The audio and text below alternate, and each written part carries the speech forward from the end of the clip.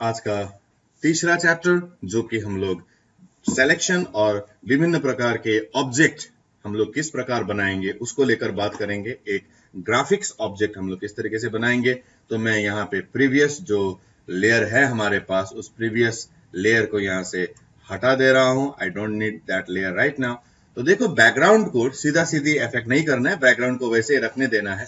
अब एक बहुत मजेदार बात आता है, देखो मुझे अगर बैकग्राउंड किसी स्पेसिफिक कलर में चाहिए तो हम लोग देख सकते हैं कि ये बैकग्राउंड सेलेक्टेड है, फोरग्राउंड कलर में ग्रीन है, बैकग्राउंड में व्हाइट है। तो कुछ देर के लिए मैं बैकग्राउंड कलर को रेड कर रहा हूं, रेड है, यानी हम लोग देख सकते हैं कि फोरग्राउंड ग्रीन है और बैकग्राउंड रेड है। तो इस वक्त तुम जो लेयर में तुम हो यानी बैकग्राउंड लेयर में हो, इस वक्त अगर कीबोर्ड से अल्ट बैकस्पेस दबाओगे तो फोरग्राउंड कलर सेलेक्टेड लेयर में या तो बैकग्राउंड लेयर में फिल हो जाएगा, भर जाएगा। अगर अल्ट बैकस्पेस करते हो तो, अगर कीबोर्ड से कंट्रोल बैकस्पेस करते हो तो बैकग्राउंड में जो कलर है वो कलर वहां पे भर जाएगा। समझ में आया? ये लागू होता है हर लेयर के केसेस पर। मैं एक नया लेयर को ऑन कर रहा हूं, यहां पर हम लोग देख सकते हैं। अब देखो ये लेयर में अगर मैं ग्रीन चाहूं पूरा पूरी तो अल्ट बैकस्पेस कर दूंगा तो क्या होगा, ग्रीन कलर जो है ये लेयर 1 में फिल होगा। लेकिन मैं पूरा में फिल करना नहीं चाहता, तो कितना जगह में फिल करना है उतना जगह को तुम्हें चुनना पड़ेगा, सेलेक्ट करना पड़ेगा। यहां पे सेलेक्ट को मर्क्यू कहा जाता है फोटोशॉप में। समझ में आ रहा है? तो अलग अलग तरीके का मर्क्यू टूल हमारे पास है। जैसे मैं नॉर्मल रेक्टेंगुलर मर्क्यू को अगर लेता हूं और इतना जगह को सेलेक्ट करता हूं तो यू कैन सी कि लेयर 1 में इतना जगह सेलेक्ट है। इस वक्त अगर तुम अल्ट बैकस्पेस करते हो तो ये सेलेक्टेड एरिया में फोरग्राउंड कलर यानी ग्रीन फिल हो जाना है, यानी अल्ट बैकस्पेस करते हो तो उतना जगह में वो फिल हो जाएगा। अब ये जो सिलेक्शन है, ये सिलेक्शन को अब तुम्हें हटाना है तो कीबोर्ड से तुम्हें कंट्रोल डी करके डी सेलेक्ट करना है, या तो यहीं पर राइट क्लिक कर कर भी हम लोग डी सेलेक्ट बोल सकते हैं। लेकिन अच्छा प्रैक्टिस है कीबोर्ड से कंट्रोल डी दबा के डी सेलेक्ट करना। सिलेक्शन को यूज किया हम लोगों ने, लेकिन एक कॉन्क्रीट शेप को हम लोगों ने बनाया। This is one shape. अब यहाँ पे दूसरा कोई शेप अगर तुम चाहते हो तो इसके ऊपर फिर से मैंने नया लेयर को ऐड किया। मान लो यहाँ पर मैंने एक इलिप्टिकल को लिया, यानी एक सर्कल मैंने ऐसे लिया, एंड इसमें मैं ब्लू कलर भरना चाहता हूं तो बेटर है कि पिक सम ब्लू कलर।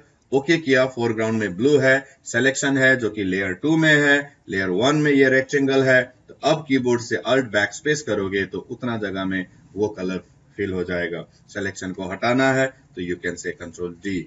एक मजेदार सा शेप हम लोग इस प्रकार से बना सकते हैं। बात समझ में आ रहा है? किसी को कोई प्रॉब्लम? No problem. इसके ऊपर मैं नया एक लेयर बना रहा हूं। देखो इस लेयर में मैंने कोई भी एक सिलेक्शन को ऑन किया। मान लो this is what is my selection. मैं यहाँ पे इस सिलेक्शन के भीतर तरफ कोई कलर भरना नहीं चाहता हूं। मैं चाहता हूं ये जो ऑब्जेक्ट है, जो सिलेक्शन मोड है, इसमें खाली आउटलाइन खाली हो। इस तरीके का फील्ड नहीं, सिर्फ मुझे आउटलाइन चाहिए यहाँ पर। तो हम लोग सिलेक्शन करने के बाद लेयर 3 में है, अलग से है, तो एडिट में जाकर हम लोग स्ट्रोक को यूज कर सकते हैं। हालांकि देखो यहीं पे फिल एंड स्ट्रोक दोनों ऑप्शन है, यानी तुमको फिल करना है तो फिल को भी चुन सकते हो, स्ट्रोक के लिए स्ट्रोक को भी चुन सकते हो। तो मैं सिंपली स्ट्रोक को लिया। अब पूछ रहा है स्ट्रोक का विड्थ कितना मोटा होना चाहिए, कितना मोटा विड्थ तुमको चाहिए। तो मान लो मैंने यहाँ पे कहा इसका विड्थ मुझे चाहिए 5 पिक्सल का। साथ में पूछ रहा है कलर कौन सा होगा, तो मान के चलो मैं यहाँ पे कलर को क्लिक किया और पेज में से ही कलर को पिक किया। ये भी कर सकते हैं हम लोग, पेज में से ही कलर को पिक किया और ओके कहा। यानी मुझे 5 पिक्सल का ग्रीन कलर का फील चाहिए। लोकेशन इनसाइड, यानी जो मर्क्यू लेबल है उसके भीतरी तरफ, ना कि ये मर्क्यू लेबल को सेंटर में रख के करेगा या तो मर्क्यू लेबल के बाहर तरफ उसे फील करेगा। बात समझ में आ रहा है? तो मैंने कहा आउटसाइड पर उसे फील करना है, स्ट्रोक देना है बोलकर ओके किया। तो वी कैन सी कि उस मर्क्यू के बाहर तरफ जो है, हम लोग देख सकते हैं कि उस मर्क्यू के बाहर तरफ जो है वो फील हुआ है। समझ में आ रहा है? अब मैं इसके भीतर तरफ भरना चाहता हूं, कोई भी कलर भरना चाहता हूं, तो वी कैन से कि यहाँ पर मान लो हम लोगों ने येलो कलर को लिया, ओके किया।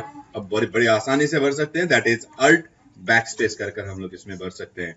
कंट्रोल डी दबाकर डी सेलेक्ट किया और इसे हम लोग फिर से छोटा कर देख रहे हैं जितना में होता है।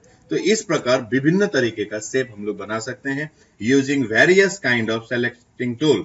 रेक्टेंगल के जरिए, एलिप्टिकल के जरिए, even we have lasso tool है, पॉलीगॉन है, मैग्नेटिक है। लेजर टूल के जरिए, अगर लेजर टूल जो है ये MS पेंट में जैसे फ्री फॉर्म टूल होता था, अपनी मर्जी से सेलेक्ट करने वाला ये भी उसी प्रकार का है। हम लोग यहाँ पर ऐसे तरीके से कोई भी एक शेप को हम लोगों ने लिया है, दिस इज द सिलेक्शन। अब इस सिलेक्शन को लेकर फील करना है, ना कि स्ट्रोक देना है, ये तुम्हारा मर्जी है। समझ में आ रहा है? और कंट्रोल जी कर कर हम लोग डीसेलेक्ट कर सकते हैं। यानी नॉर्मल एक शेप अगर तुमको बनाना है तो हम लोग विभिन्न तरीके का सिलेक्शन को यूज कर कर भी एक शेप को बना सकता है।